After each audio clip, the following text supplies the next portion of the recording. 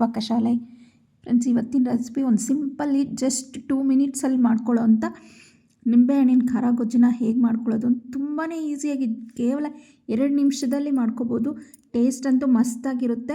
ಬಿಸಿ ಬಿಸಿ ಅನ್ನದ ಜೊತೆ ಅಥವಾ ನೀವು ಚಪಾತಿ ಜೊತೆ ಸಹ ತಿನ್ಬೋದು. ತುಂಬಾ ಟೇಸ್ಟ್ ಸೂಪರಾಗಿರುತ್ತೆ.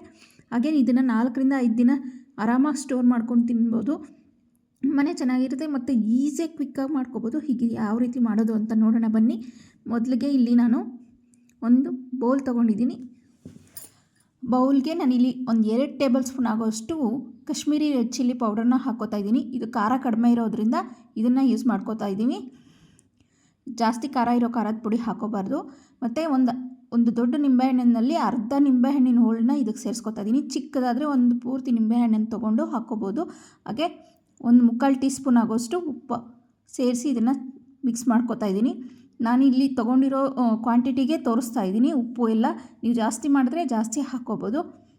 ಹಾಗೆ ಒಗ್ಗರಣೆಗೆ ಒಂದು 2 ಟೇಬಲ್ ಸ್ಪೂನ್ ಆಯಿಲ್ನ ಬಿಸಿ ಮಾಡಿಕೊಂಡು ಅದಕ್ಕೆ ಒಂದು ಸ್ವಲ್ಪ ಸಾಸಿವೆ, ಒಂದು ಅರ್ಧ ಟೀ ಸ್ಪೂನ್ ಆಗೋಷ್ಟು ಕಡಲೆಬೇಳೆ, ಒಂದು ಅರ್ಧ ಟೀ ಸ್ಪೂನ್ ಆಗೋಷ್ಟು ಉದ್ದಿನಬೇಳೆ, ಸ್ವಲ್ಪ ಕರಿಬೇವು ಹಾಕ್ಕೊಂಡು ಸ್ವಲ್ಪ ಅದು ಒಗ್ಗರಣೆ ಚೆನ್ನಾಗಿ ಕಲರ್ ಚೇಂಜ್ ಆದಮೇಲೆ ಈಗ ಇದನ್ನು ಬಿಸಿ ಬಿಸಿಯಾಗೆ ತೊಗೊಂಡು ನಾವು ಮಿಕ್ಸ್ ಮಾಡಿ ಇಟ್ಕೊಂಡಿರೋಂಥ ಖಾರದ ಪುಡಿಗೆ ಹಾಕ್ಕೋಬೇಕು. ಈ ರೀತಿ ಹಾಕ್ಕೊಂಡು ಚೆನ್ನಾಗಿ ಮಿಕ್ಸ್ ಮಾಡಿದ್ರೆ ನಮಗೆ 2 ನಿಮಿಷದಲ್ಲಿ ರೆಡಿ ಆಗೋಂಥ ನಿಂಬೆಹಣ್ಣಿನ ಖಾರ ಗೊಜ್ಜು ರೆಡಿ.